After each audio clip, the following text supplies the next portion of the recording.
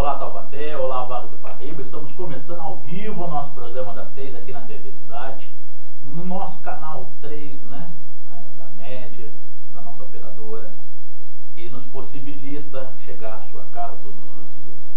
Quero agradecer sempre o seu carinho, a sua atenção, por acompanhar os nossos trabalhos aqui, os nossos debates, né, nossas informações que trazemos a toda a região, né, Taubaté e região. Hoje é sexta-feira, dia 11 de maio de 2018, hoje é o dia do enfermeiro, então eu quero parabenizar a todos os profissionais enfermeiros da nossa cidade, pessoal do Hospital Universitário, pessoal do Hospital Regional, do Hospital São Lucas, né? E todos aqueles profissionais também que se formaram aqui nas universidades, na Universidade de Taubaté e da região, né? E prestam serviço à nossa coletividade, né? Então, a gente sabe que existem muito bons enfermeiros que fazem um trabalho bonito, né? E às vezes sem ter apoio nenhum também, tendo material escasso para poder atender as pessoas, mas procuram atender com carinho. Existem aqueles também que, em toda a profissão, não representam, né? Mas aí é um outro assunto, a gente deixa para lá, parabeniza sempre aquele que se destaca. Então, esse é o nosso recado de hoje, né? Então, vocês estão vendo aqui os nossos convidados, que nós vamos promover hoje um debate a respeito do 13 de maio, né? Que é comemorado agora no domingo, né? Ou a gente pode marcar como dia também de reflexão, de protesto, de luta, né? Que é o dia que marca a abolição da escravatura. O Rodolfo está entrando aqui, o programa é ao vivo, né? Está chegando para bater um papo com a gente. Então vamos começar apresentando, né? Aqui ao nosso lado nós temos aqui importantes lideranças do movimento negro aqui de Taubaté. Está aqui o Rodolfo Augusto, ele que é rapper, né? É compositor, é vocalista do grupo Mentes Construtivas. Nós temos a Solange Barbosa, né? Solange acho que é um dos maiores expoentes da nossa cidade, né? Em defesa da causa negra, é ativista social, coordenadora de gestão cultural no Centro Afro-Brasileiro e Biblioteca Zumbi dos Palmares. E nós temos a Jéssica Marcondes, ela que é escritora, né? Ativista social, é integrante do coletivo Poetas da Rua, né? Aqui de Taubaté, que tem feito um importante trabalho de agregação, né, da periferia da cidade, da juventude, ocupando o espaço público. Também nós convidamos para esse debate, né, o músico Rob Johnson, que recentemente passou por uma situação negativa, desagradável, que nós podemos caracterizar assim como preconceito e racismo, numa casa de shows aqui na nossa região. Ele não pôde vir hoje por decorrência dessa situação, né? E encontra-se um tanto enfermo, então pediu desculpas por não poder vir, mas a gente vai abrir espaço para ele. Também convidamos a Dani Crioula, né, para poder debater aqui com a gente. Ela também que é ativista social aqui na nossa região, né? Estamos esperando o escritor também, Pablo Malamin, ele também é ativista social, é escritor, né? E estamos esperando aqui o pai Reinaldo Galdino, né, que é presidente do Conrad, do Palizão, dirigente do terreiro Pai João de Angola. Então, enquanto eles não chegam, a gente vai promovendo o debate aqui e vamos discutir isso com vocês também aí de casa, né, para a gente poder contextualizar e refletir.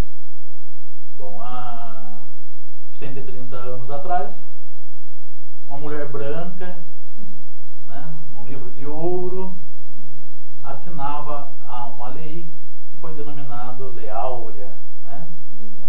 E essa lei tinha o objetivo de acabar a escravidão no Brasil. Passado esse tempo todo, podemos dizer que essa escravidão acabou no Brasil? Olha, a escravidão braçal ainda perpetua, né?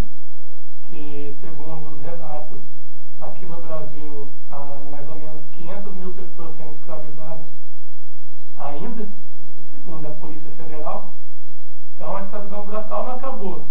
E a escravidão social, a escravidão mental que os negros foram impostos desde quando foram retirados lá da África, na minha opinião, ainda continua, mas de forma maquiada e talvez até mais forte do que antigamente, porque antigamente a gente estava na posição de cativo, mas hoje a gente tem aquela falsa liberdade de estar liberto, mas a gente continua sendo escravo pelos impostos, aquele atraso social, né? Faz pouco tempo, né? 130 anos, a minha avó tem 91. Então isso quer dizer que não faz nem 5 gerações que a gente está liberto ainda das grades, né? Das correntes. Então isso não tem como um país que foi o último país da América Latina a libertar os escravos. E não foi porque eles quiseram, foi por pressão da sociedade, da classe média, de muito burguês, de muito cara que lutou também, de muito escravo que fez rebelião, de muito cara que queria acabar mesmo com a abolição, com a escravidão, quer dizer. Mas eu acho que a escravidão ainda continua, mas de forma maquiada. Solange?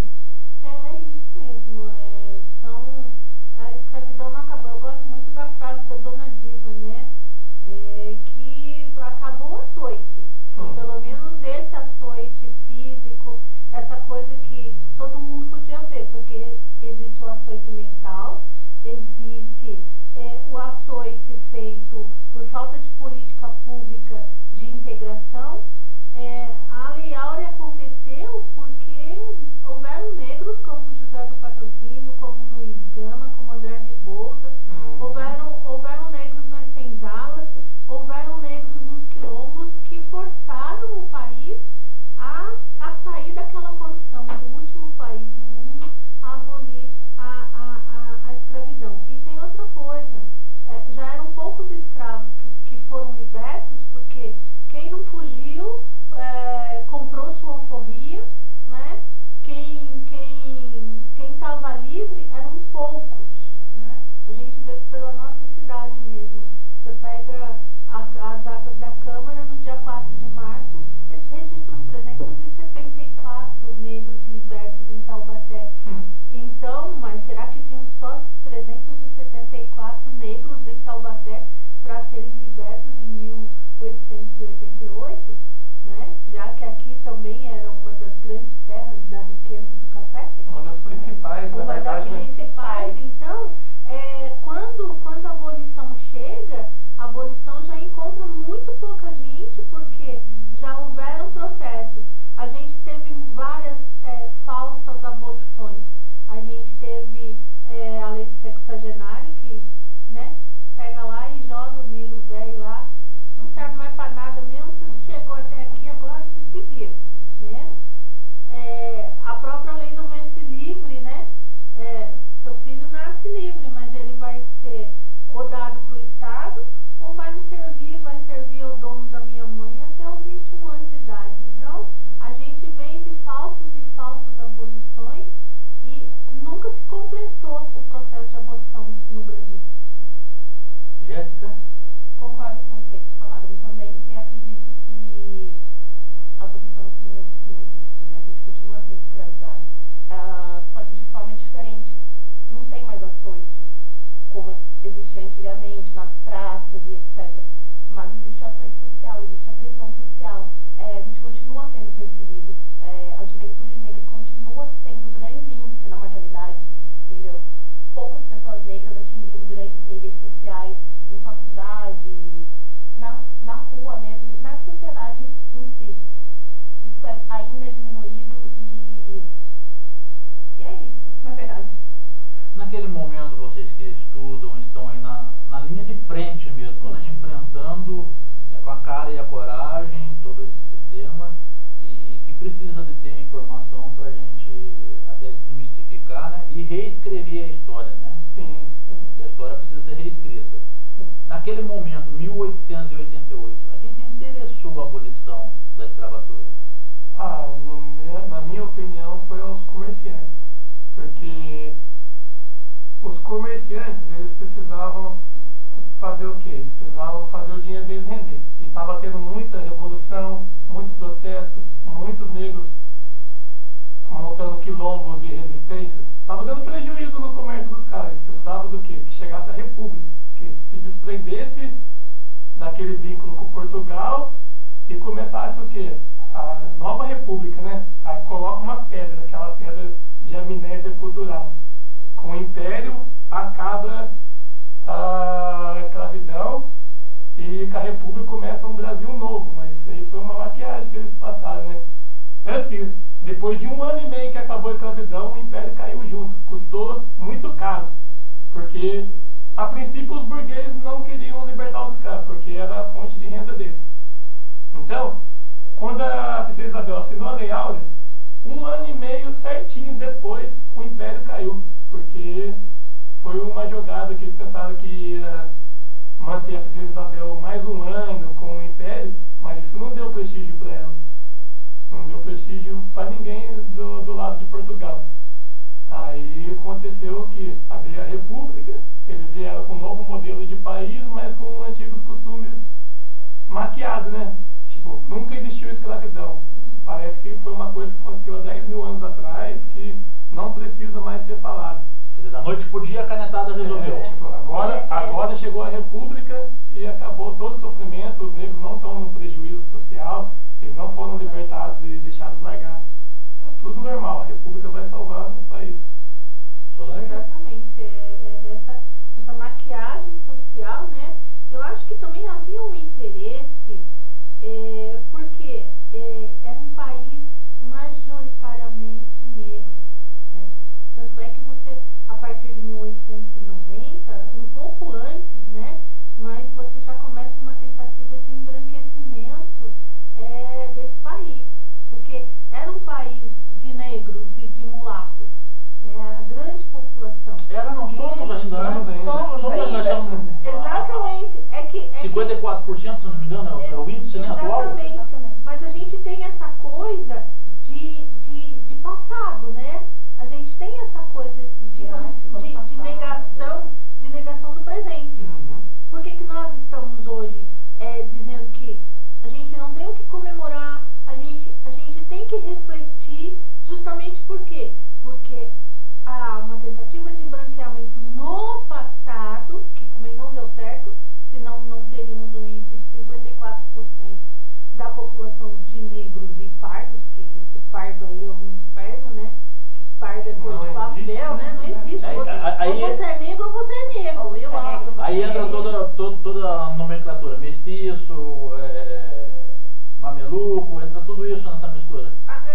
Na realidade, você tem, pelo IBGE, você tem a população preta, né? Que são negra, que são os pretos e pardos. Você tem os amarelos, você tem os indígenas, né? E você tem o branco. O Brasil, na realidade, é um país que ele tem só 4 cores. Mas aí cada cor você vai pegar, né, diversos matizes. E é na população negra que você vai encontrar, né? Nós já tivemos o famoso marrom bumbum, né? Nós já tivemos um latim cabo verde, o escurinho, o negão, A mulata bossa nova, né? a mulata bossa nova. Essa mulata bossa nova eu... Ai, a cor do pecado. A cor do Você tem a cor do pecado, que ninguém sabe que cor. Jambo. Você tem a cor de jambo, você tem a cor do pecado. Chocolate. Você tem o chocolate, o marrom bombom, você tem a morena, né? A morena, dos meus amores. Então, o Brasil, quando você vai igual falar de preto... Quando o cara chega e não quer chamar você de negro ou de negão, o cara fala, ô moreno. O cara tá vendo um negão de quase 2 metros de altura, ele chama de moreno. Ô moreno. Escurinho. Mas não, na realidade, né, você tem essa situação. Quando a pessoa quer falar com você e ela não quer te ofender, ela diz assim, ai, mas moreno, você é um moreno. Agora, quando ele se refere a você, falando de você para outra pessoa, e também, se você for negro, para não ofender, ele diz assim, aquele escurinho lá, aquele escurinho lá. Ele é um pouquinho mais escuro assim que você, ou então ele assim, olha, ele é quase da sua cor. Aí você fica sem saber o que significa, porque quando você é branco, você é branco. Sim. Certo? Agora, quando você é negro, você vai, né, é quase da sua cor,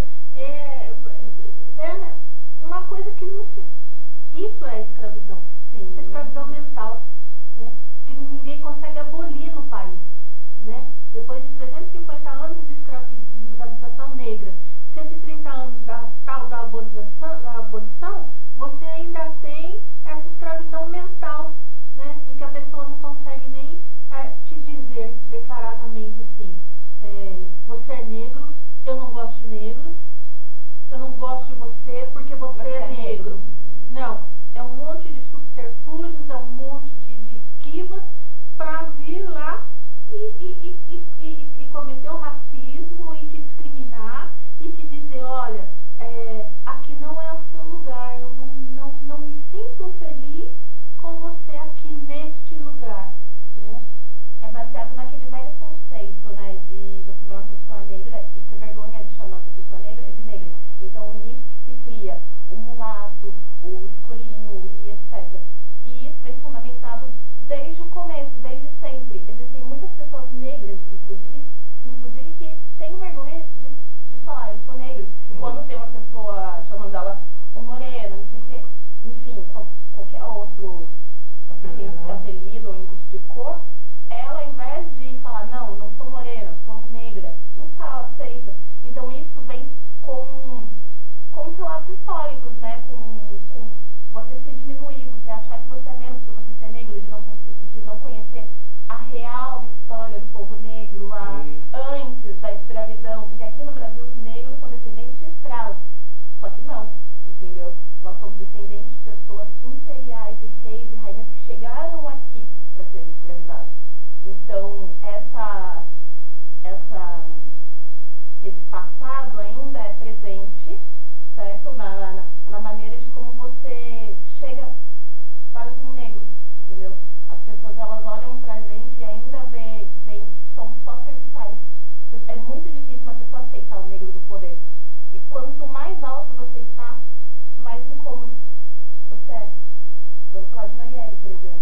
Sim, vamos falar de Marielle. Presente, né? É o nosso presente, Marielle, né? Presente, né? Vamos falar de você, por exemplo, ver as pessoas, quando você vai dar uma palestra, falando de mim, vou dar uma palestra, e aí...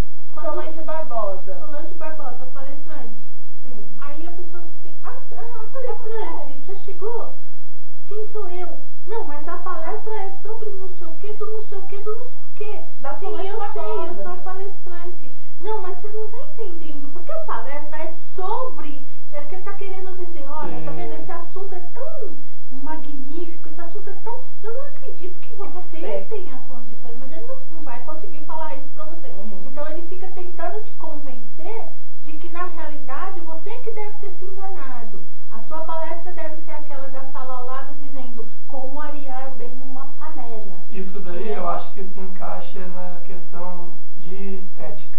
A estética que vende é a estética do homem branco, da mulher branca, daquela de novela, daquela de filme de Hollywood.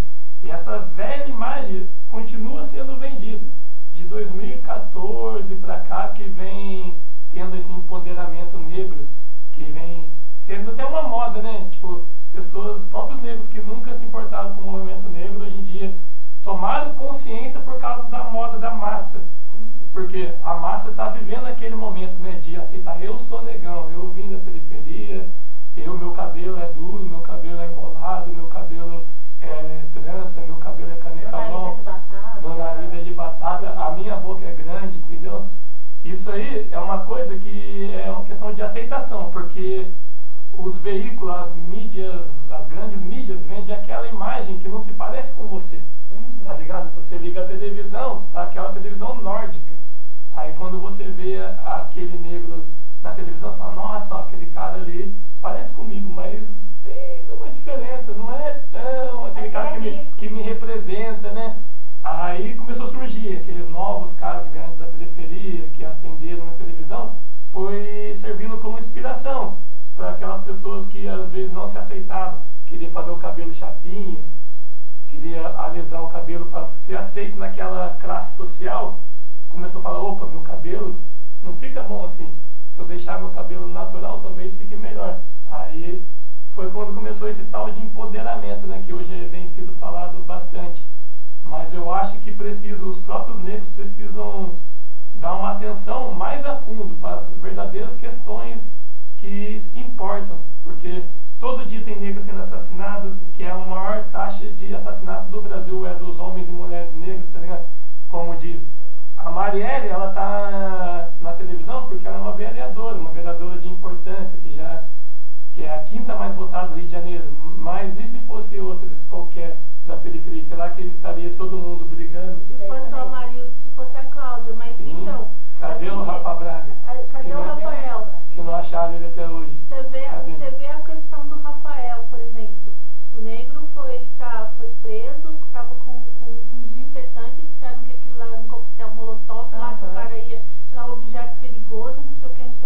Aí a gente tem a questão, por exemplo, desse artista global agora que bateu o carro e foi preso bêbado, porque o cara é um ex-viciado em cocaína e todo mundo sabe que um vício tem que ser substituído pelo outro, e ele é um alcoólatra sim, mas acontece que ele é um cara bonito, ele é um cara famoso, então todo mundo vai lá e passa o pano, porque para ele é doença, o alcoolismo e o vício dele na droga é uma doença, coitado, é a pressão de ser um ídolo, não sei o que. E o Rafael é um safado. O Rafael é um cara que era da rua, é um viciado, sem vergonha, um drogado que simplesmente um vagabundo que foi lá querer fazer bagunça. Então, essa sociedade tem isso. Sim, ela dois passa pesos, duas medidas, né? 2 pesos e 2 medidas sempre. Tipo, eu vi lá, foi pego 400 toneladas de pasta base no avião do Aécio Neves. Helicóptero, né? Helicóptero. Aécio Neves e Zé Perrela. Exatamente. 400 quilos de pasta base. Aí pega o Star Shock, o Rodolfo, cantor de rap, maluqueiro da quebrada, com um cigarro de maconha. Eu sou espancado, eu sou humilhado, porque eu sou viciado, eu sou drogado, mas um traficante internacional de cocaína que bota a droga na favela, ele não, ele é o modelo da televisão, é o político, é um político até cotado a ser presidente, que no debate da televisão tem a coragem de xingar a Dilma, que é uma mulher sem nenhum escrúpulo de preguiçosa, vagabunda e palavras pejorativas, e o cara não tem vergonha, porque ele tem o poder. E o poder que causa que é impunidade, né? Aquele cara que tem o colarinho branco, que é intocável. Quem que são os senhorzinhos, já que nós estamos falando disso, quem são os senhorzinhos da atualidade? Continua sendo os mesmos descendentes dos velhos senhorzinhos. Eles são os descendentes. Olha, quando você pega a história, e por isso eu acho que é importante a gente, enquanto sociedade, e principalmente enquanto sociedade negra, a gente lutar pelo ensino da história da África e da cultura afro-brasileira, porque existe uma outra história, existe toda uma outra história. Quando você pega, como a Jéssica falou, eles escravizaram negros que eram homens, mulheres lavradores, homens do metal, homens que conheciam as técnicas, eram príncipes, eram princesas, eram reis e até eram rainhas. Mas quando você pega a história da formação, da ocupação do Brasil, quem ocupou foram portugueses degradados, bandidos, cara que matou, cara que roubou, cara que fez um monte de bobagem lá, bobagem absurda lá em Portugal. Ao ponto de ser exilados. Aí o cara fala, agora você vai embora e você vai lá, vai degradado para terras brasileiras. E o cara virou rei aqui. Sim. É só você pegar esses livros de árvore genealógica antigos, que o cara fala, eram das famílias mais portentosas de não sei o que. O cara tinha lá uma marca, porque Portugal tinha essa coisa, você vai ser degradado, você vai ter uma marca de que você está sendo expulso, né? Só que chegava aqui, virava o ramo das melhores famílias.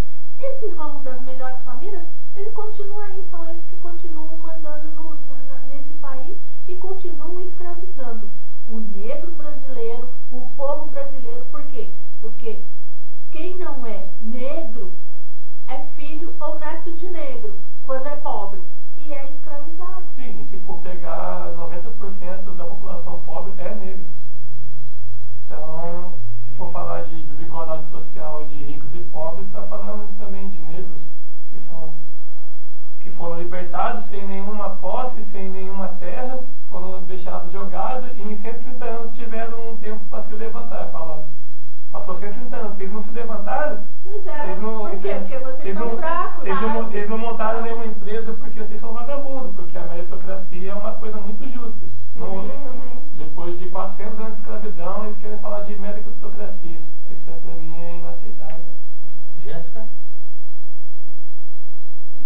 Então, vou aproveitar, né, o movimento negro, quando fala a respeito, né, dessa igualdade de direitos, né, dessa luta pelos direitos, sempre argumenta, né, que o nosso país tem uma dívida. E a dívida não é pequena, é uma dívida enorme, né, para com os negros. Imensa. Pois é, essa dívida já foi paga? De jeito nenhum. Não tem como ser paga, né? E eles também nunca vão ter intenção de pagar.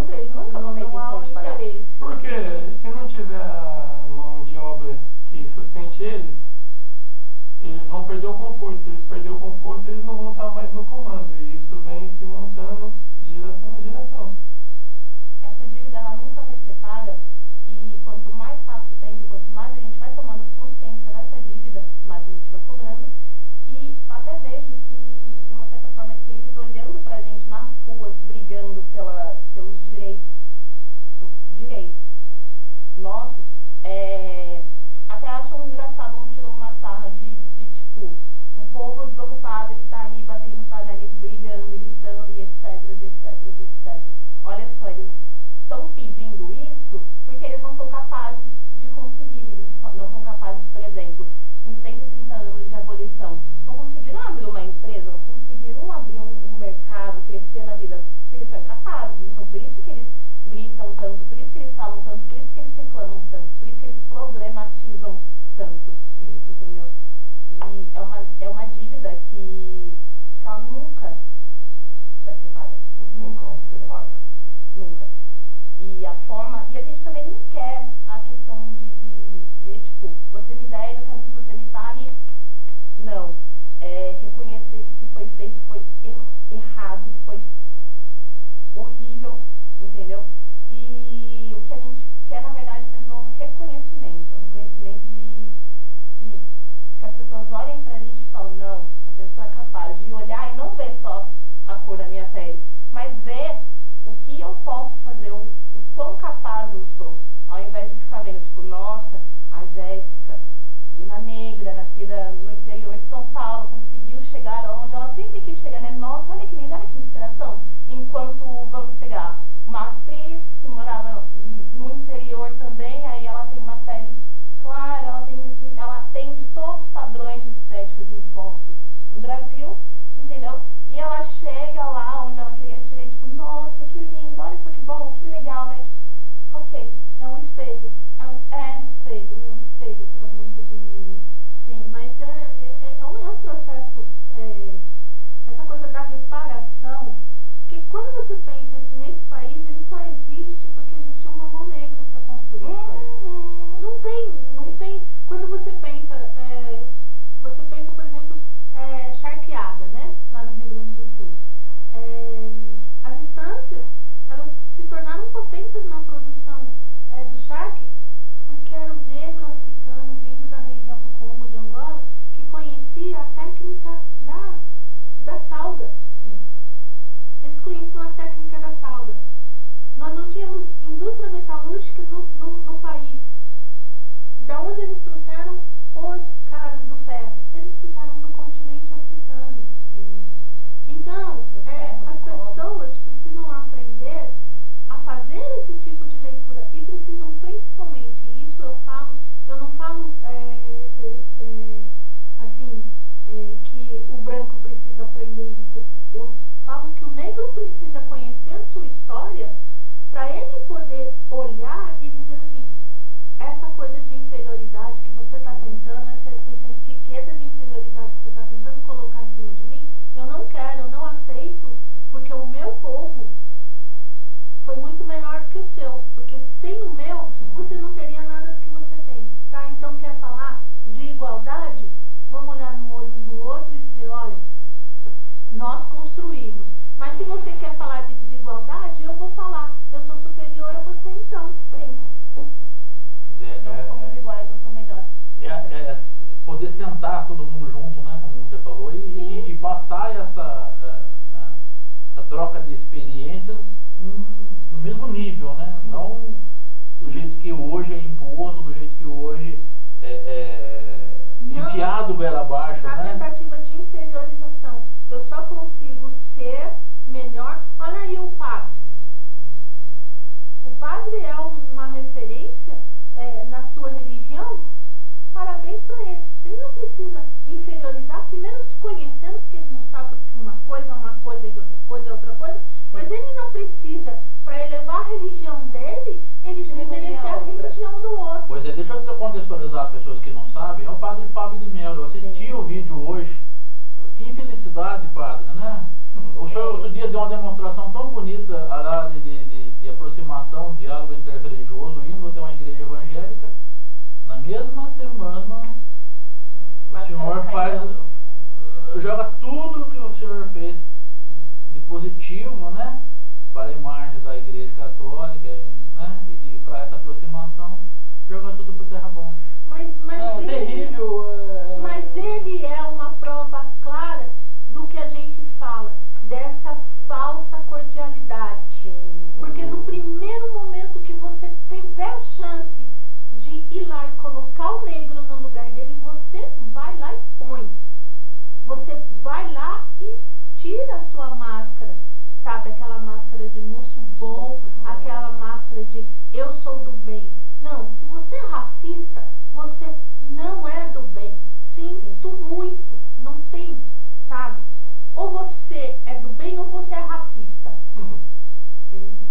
Os dois você não consegue ser. O Rodolfo até falou aí no começo que o racismo é velado, né? Nós já conversamos sobre isso, né, Sol? E a Jéssica também, né, a gente tem conversado na praça, né, especialmente quando a gente vai lá no Poetas da Rua, a gente tem essa possibilidade, né, de forma aberta conversar sobre isso, né? Que formas são essas de racismo velado? É que as pessoas precisam saber e falar, puxa vida, eu vou dar um exemplo mesmo, que é um dos exemplos mais comuns de racismo velado.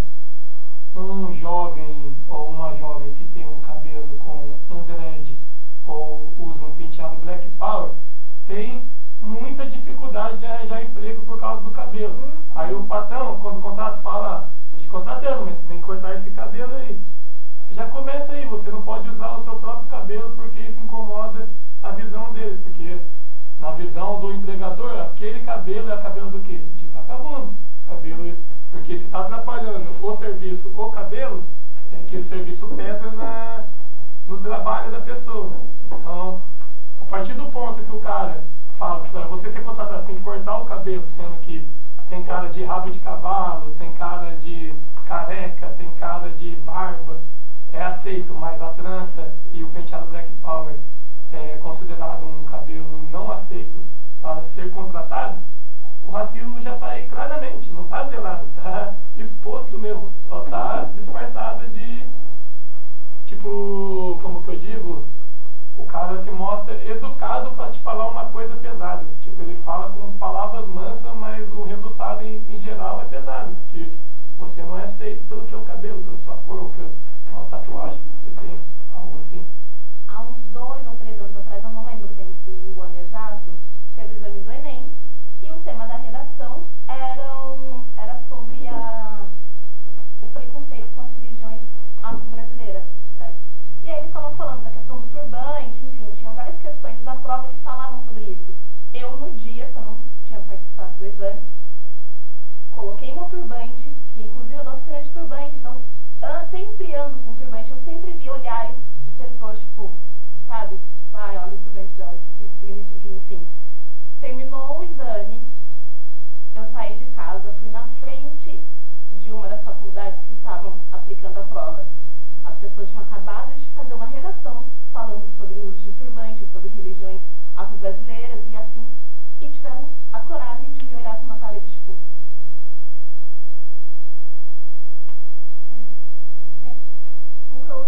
Achando que estava com alegoria de escola de samba. Tipo, acabava de falar do turbante, que não. Tipo assim, aonde ela quer ir com esse turbante? Aonde ela quer ir com esse turbante? O que ela quer com isso? Tipo, eu não consigo falar de racismo velado.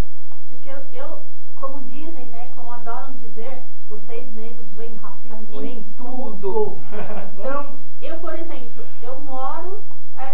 próximo a um supermercado. Eu estou na fila do supermercado. Tem uma pessoa na minha frente, branca. Ela paga com uma nota de 50 reais. O que a caixa faz? Pega a nota de 50 reais, dá o troco para a pessoa. Aí chego eu para pagar com a minha nota de 50 reais. Meia hora para ela conseguir acreditar que aquela nota não é falsa, sabe? É quase rasga a nota, põe a nota, olha assim, ó, pra cima, sabe? E quando não, ainda, como já aconteceu comigo, chama a encarregada, mas dá uma olhada nessa nota. Como tá com assim? Um risquinho aqui. O cara acabou de passar com uma nota de 50, você não fez nada disso. Pra mim, racismo não velado é eu entrar numa loja para comprar uma coisa, já levar 10 minutos para alguém perceber que eu tô ali, e quando eu vou começar a querer saber o que tem, a pessoa diz assim, tem um mais barato. Tem um mais barato e olha, tem, acho que o que você quer não tem. Sim. Ela não sabe, eu não consegui nem falar pra ela o que é que eu quero. Ou quando não, porque ela já tem segurança também, né? Não, eu adoro fazer tour com seguranças. É sensacional. Sabe? É muito bacana você eu preciso ficar. ser escutada mesmo, eu sou uma pessoa muito importante. Eu preciso de escolta, então você tem que levar isso. Mas não é uma brincadeira. São coisas que vão minando a tua confiança, que vão tirando de você a vontade de aparecer, a vontade de estar. Então, quando falam assim, nossa, mas você é muito chata, você é muito assim, é porque em um determinado momento eu já estou cansada daquilo. Porque eu posso ter saído de manhã com um baita de um alto astral e várias situações, e são situações em que a única coisa que faz a pessoa ter qualquer tipo de ação que me desrespeite é por causa da cor da minha pele. Eu posso estar com a roupa mais bonita, eu posso estar com a melhor bolsa, eu posso estar muito bem arrumada e a pessoa vai achar um jeito de falar assim, nossa, mas como assim? Né? Como assim você? Mas como? Não sei o quê. E as pessoas não percebem. Eu sempre falo, eu já falei isso. A nota de R$2 na mão de um negro vale R$2. A nota de R$2 na mão de um branco vale R$2.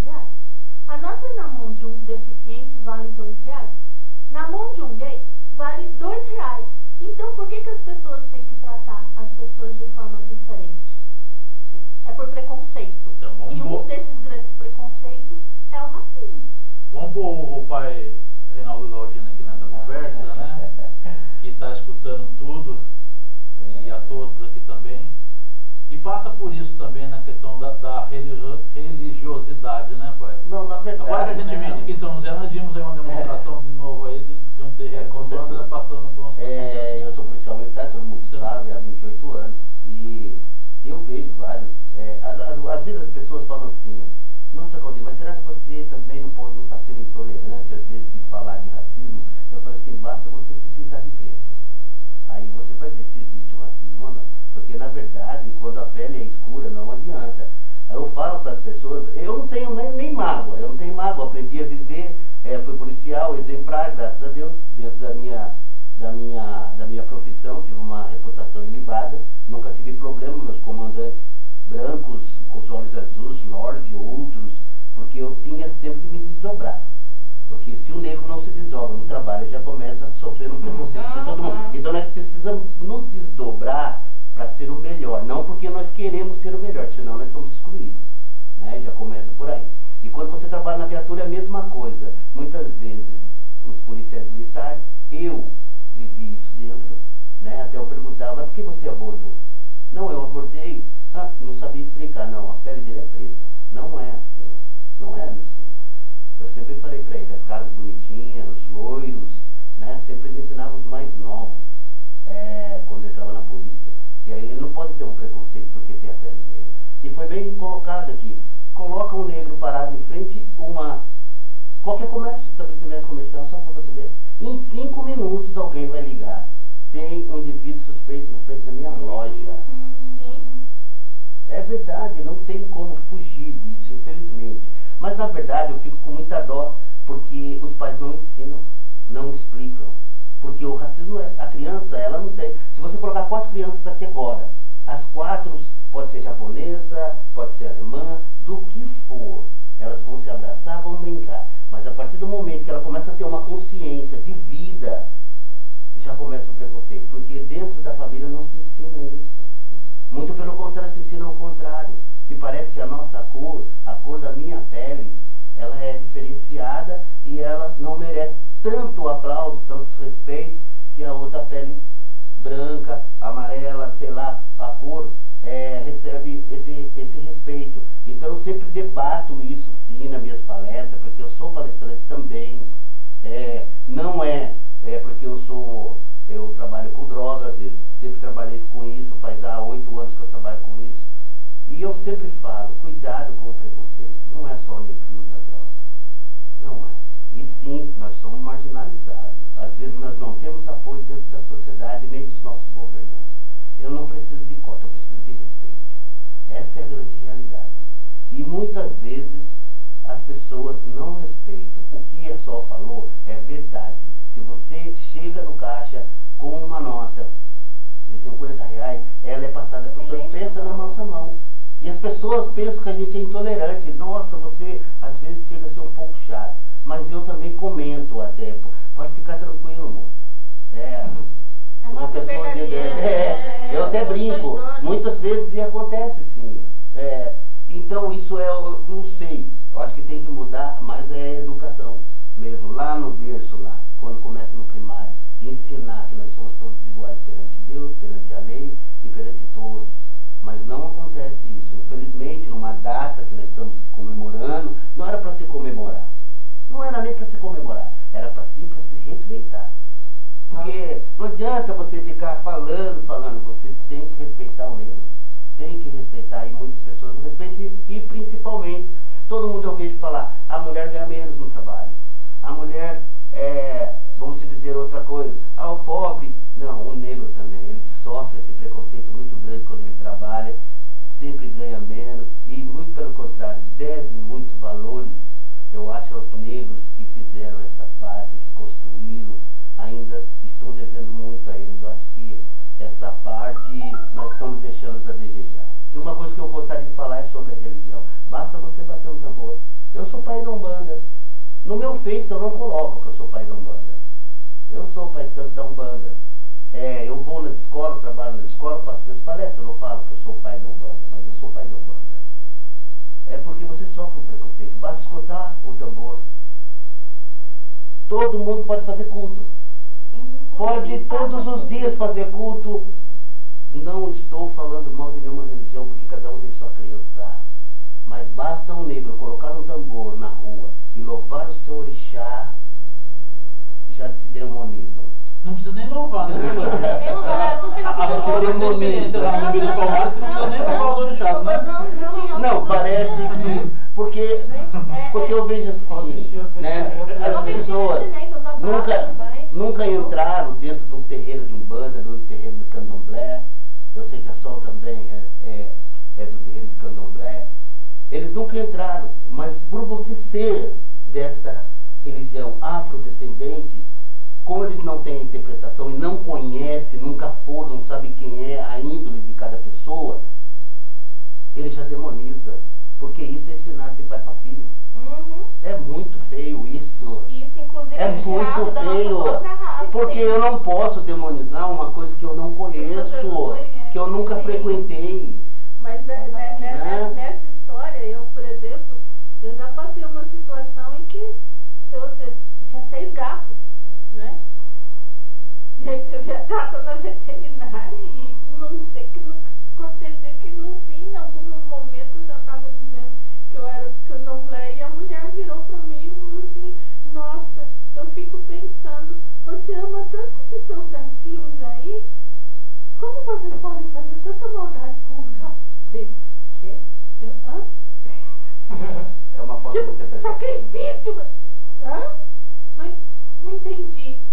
E aí, toca ficar explicando pra pessoa, contando pra pessoa, rituais. Mas vocês sacrificam. A senhora come galinha ao molho pardo? Essa galinha ao molho pardo foi sacrificada.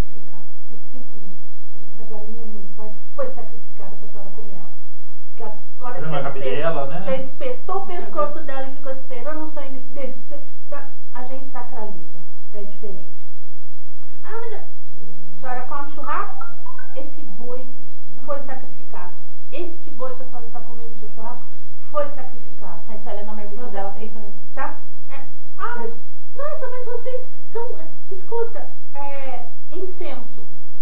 Tem algumas religiões que usam incenso. Por que só a minha é demonizada por causa do meu incenso?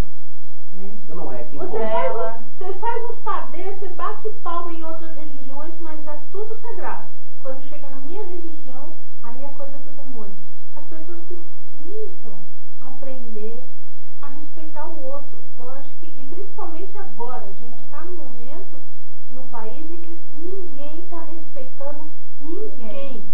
E quanto mais poder você tem, e quanto mais formador de opinião você é, aí é que você se dá ao desplante de desrespeitar o outro.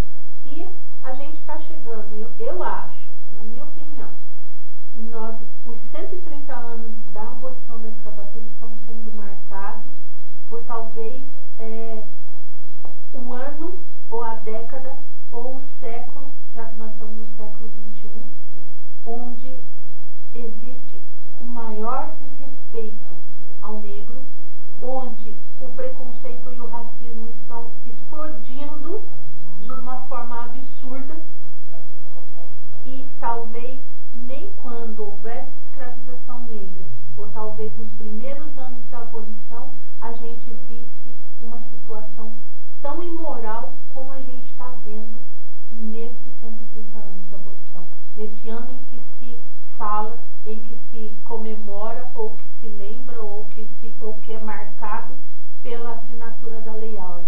Nós estamos vivendo tempos terríveis, e o negro brasileiro nós precisamos buscar a nossa história, conhecer tudo, nos fortalecermos e nos respeitarmos dentro dos nossos grupos, porque o inimigo não somos nós. E uma coisa, né? Se unir, né? Porque no meio dos negros há muita separação também. Porque continua aquele lance de negro da senzala e negro da Casa Grande. Aquele lance de, dentro da própria comunidade negra, há uma linha que divide entre os que acham que esse papo de escravidão já não precisa ser mais falado, que já foi superado porque tem o Michael Jordan, porque tem o LeBron James, porque tem o Neymar, que é bondade, tem o Obama, entendeu? Bobeira se empoderar. Tem muito negro. E tem muito negro que está na linha de frente brigando mesmo pelas causas que, na minha opinião, são as causas que devem ser levadas em conta, julgado como aquele cara radical, né? Ele é radical, né? Ele é terrorista, quase um terrorista, porque a opinião fala que tem a liberdade de expressão, mas a opinião também tem duas medidas vindo de duas pessoas diferentes, né? Daquele cara que a imagem dele às vezes é ameaçadora perante a sociedade, tudo que ele fala pesa mais, né?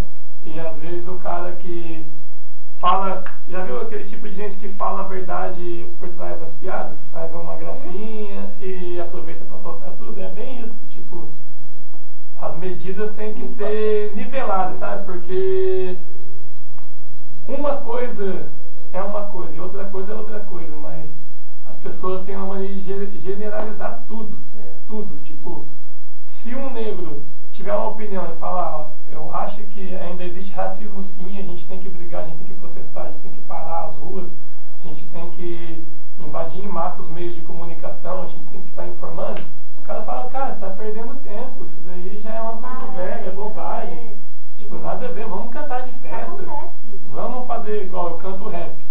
Tipo, não, acho que não cabe no século XXI, não cabe mais rap de revolução. Porque a gente está precisando de ser feliz, né? Festejar. Não cabe mais ocupar o espaço público, por exemplo? Não. É melhor ir tocar numa casa de show. Uma casa de show, porque no espaço público, dentro do coletinho, a pracinha ali, as pessoas não vão querer ir escutar sua música, né? Não tem uma luz, não tem uma coisa, uma cerveja. Igual, vou te dar um exemplo que vai resumir tudo isso. Aquelas passeatas que tiveram em 2013, 2014, aquele panelaço. Era mais uma caminhada para encontrar um amigo, tomar uma cerveja, vestir a camiseta do Brasil, do que para reivindicar alguma coisa. Exatamente. A massa, 90% da massa nem sabia o que estava fazendo lá. É isso que eu vejo no meio do... Tinha camarote na passeata. No meio do movimento negro. Eu vejo, tipo assim, uma minoria, como a Solange, como a Jéssica, como o pai lutando, ele tá tipo resistindo, tá dando a participação dele para a sociedade, mas os próprios negros que vivem no círculo dele, pode apostar que não estão dando valor para ele, tá? Tipo, ele tá perdendo o tempo dele falando, às vezes, vou dar outro exemplo que vai resumir isso. Uma vez eu passei em frente da Zumbi dos Palmares, ia ter uma palestra sobre o negro, tinha 4 pessoas lá e as 4 pessoas eram brancas. Você entende isso? Tipo, os próprios negros não estão nem aí para as questões que importam. E os que estão levando essa luta, levando essa revolução, às vezes é até encarado como chacota ou como alguém que está fazendo algo atrasado, algo que não cabe mais nessa sociedade, sabe? Não tem mais a parte da luta. Vamos abrir uma empresa, vamos fazer festa, que essa parte faz muito mais revolução do que o protesto. Pai Reinaldo, Jéssica, Solange, dentro disso que o Rodolfo está falando, como libertar as mentes? Não só do negro, como de toda a sociedade. Informação. Como ele falou, na verdade, nós vivemos num caos memorial, assim, vamos dizer assim. As pessoas introduzem, os poderosos introduzem certas coisas à sociedade e eles começam a acreditar que aquilo é verdade. E não é verdade, vocês estão vendo o caos da política. Então eles acreditam que até hoje nós não sabemos, vamos dizer assim, colocar as pessoas certas nos devidos lugares, porque eles fazem uma lavagem cerebral muito grande nas pessoas. E o que acontece? Aí fica difícil quando você vai fazer algo que você quer não ser o melhor, mas sim mostrar a sua religião, assim mostrar a sua cultura, mostrar a sua cor. É o que todos falaram aqui, aí eles banalizam, acham que você é muito intolerante também, mas nós não somos intolerantes, porque no primeiro dia, gente, eu não estou aqui fazendo demagogia, porque eu sou uma pessoa completamente espiritualista. Eu não estou, o primeiro dia que eu toquei o meu tambor, a minha casa abriu, Pai João de Angola, eu tive 3 viaturas de amigos meus na porta da minha casa. 3 viaturas. Ô Galdino, o que está acontecendo aí? Não, eu estou tocando para os orixás, estou tocando um banda aqui, começamos agora, é o primeiro trabalho hoje. Nossa, uma enxurrada de telefonema, né? É uma coisa impressionante.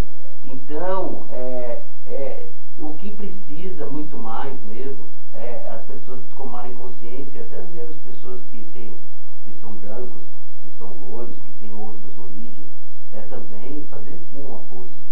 Mas porque a lavagem cerebral é muito grande, E uma criança negra na escola hoje, ela sofre preconceito, ela sofre bullying, é porque as pessoas não acreditam ainda, e a lavagem cerebral, não, é muita frescura, não é frescura. É só você ser um negro por um dia, aí você vai ver. Você vai numa loja, você cultua o seu orixá, você cultua o seu santo, né? Coloca uma roupa, como ela diz, um turbante e saia na rua. Vamos louvar os nossos orixás nas esquinas, nas praças públicas, só para as pessoas verem o que acontece. Então isso que é a grande sacada que as pessoas precisam ter consciência. E se eles tiverem bastante consciência, essa terra que foi construída pelas mãos dos meus antepassados, eles precisariam ter um pouco mais de respeito. E muitas vezes autoridades, eu estou falando autoridades, não tem muito respeito. E foi construída à base de sangue, né? Não foi construído à base de salário, não foi construída à base de escravidão, esforço e sangue. Trocaram até os nomes deles, né? Olha só para você ver. Trocaram o nome deles para os nomes portugueses, né? Sim. Normalmente as famílias... E as pessoas não se dão conta disso. Normalmente as famílias europeias vêm se remontando há milhares de anos. Você sabe de qual família você descendeu, de que lugar da Europa que sua família saiu até chegar aqui. Você tem esse mapa da árvore genealógica. Os negros foram apagados. Você não sabe de que povo você veio da Quênia, você veio da Angola, você veio... E olha, se você levar isso a fundo, dentro de uma cidade qualquer, pode ter certeza que eles vão falar que você está ficando louco. Por que você está querendo saber? Imagina, Come esquece Oriente, isso, pra quê? esquece isso. Não, É. não. Pra todos os efeitos, todo mundo vem de Salvador. É isso, de verdade. Salvador. Não. Nosso horário está quase acabando, a rainha já ergueu ali. Eu gostaria que vocês, então, começando pelo Rodolfo, fizessem as considerações finais. Então, eu só tenho a agradecer, porque isso é uma coisa que eu venho trabalhando há muito tempo com o rap, né? O meu coletivo, que é o Marginals Máfia, o meu grupo, que é o Mentes Construtivo. Em 2012 nós lançamos uma música chamada Escravidão Mental, que falava exatamente disso. Um novo tipo de escravidão, né? Que não é mais com os grilhões, com a chibata, mas mental. Mentes Construtivas, escravidão mental. Já fala de tudo isso. E eu acho que é muito importante os jovens negros e a população branca parar para estudar um pouco mais de história, se informar sobre os verdadeiros acontecimentos, quem que foram os guerreiros que lutaram pela libertação do nosso povo, quem que foi os caras que tentaram impedir a libertação do nosso povo, que hoje em dia continua sendo famílias importantes no Brasil, que continua sendo famílias consideradas. Vou dar um exemplo, Jacques Félix, que matou 1 milhão de índios, 1 milhão de negros pelo caminho de São Paulo até aqui, tem nome de escola, nome de rua, é conhecido como herói. Então é muito importante a população procurar saber, se informar antes de ter um pré-julgamento, uma pré-ideia de uma coisa que nem procurou se informar. Essa que é o meu recado.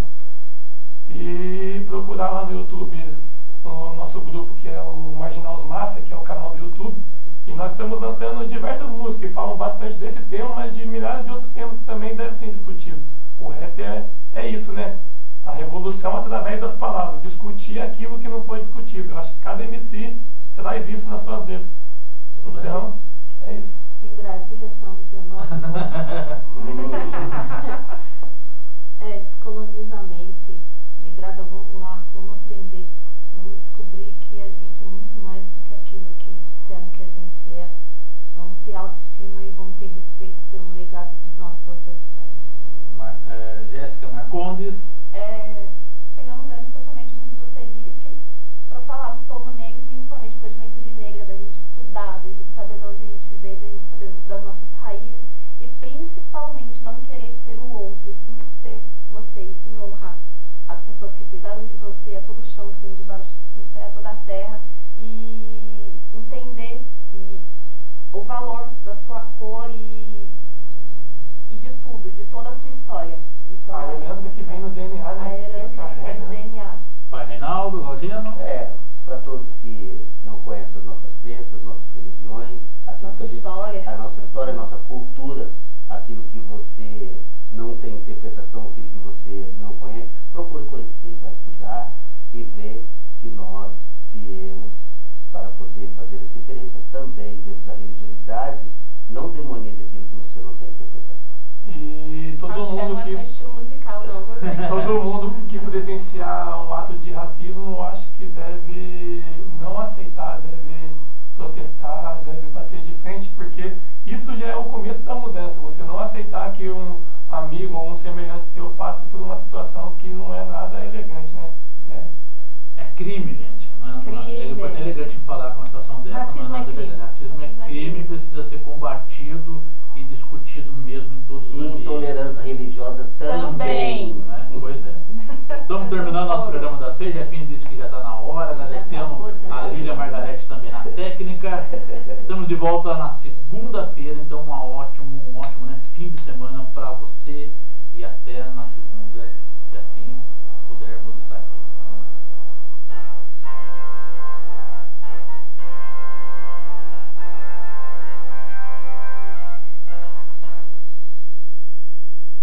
JB Eva Produções, filmagem e edição de casamentos, aniversários, batizados e eventos